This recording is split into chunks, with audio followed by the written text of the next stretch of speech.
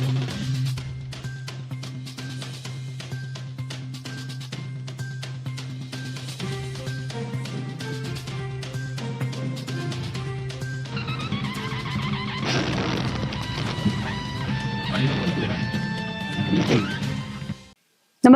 आपण पाहता हिरकणी न्यूज.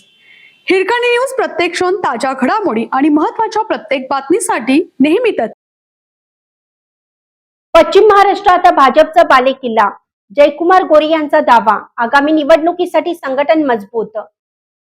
एकेकाळी राष्ट्रवादी काँग्रेसचा बालेकिल्ला म्हणून ओळखला जाणारा पश्चिम महाराष्ट्र आता भारतीय जनता पक्षाचा भक्कम बालेकिल्ला बनला आहे, असा दावा पालकमंत्री जयकुमार गोरे यांनी केला आहे.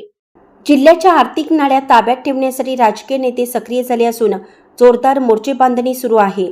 सलग 10 वर्षापेक्षा जास्त काळ संचालक राहता येत नसल्याने दिग्गज नेत्यांचे नातेवाईक संचालक म्हणून बँकेत येण्याची शक्यता आहे. त्या दृष्टीने प्रयत्न सुरू आहेत. गेल्या निवडणुकीत राज्यात महाविकास आघाडीचे सरकार सत्तेत होते आणि राष्ट्रवादी काँग्रेसचे ज्येष्ठ नेते आमदार जयंत पाटील तसेच काँग्रेस नेते आमदार विश्वजित कदम हे मंत्रिमंडळात भक्कमपणे विराजमान होते.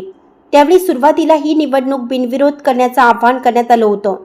तरी अखेर महाविकास आघाडी विरुद्ध भाजप अशी चुरशीची लढत झाली, ज्यामध्ये मवियाने आपले बहुमताचे वर्चस्व सिद्ध केलं होतं. त्यावेळी शिवसेना अखंड असल्याने आणि मविया सोबत असल्याने नेते अनिल बाबर, तानाजी पाटील हे जयंत पाटील यांच्या गटात सक्रिय होते, तर मानसिंगराव नाईक यांच्यासारखे नेते बिनविरोध निवडून आले होते. संस्था आणि सोसायटी गटात मवियाचे प्राबल्य असल्याने बहुतांश जागांवर त्यांचेच उमेदवार विजयी झाले होते.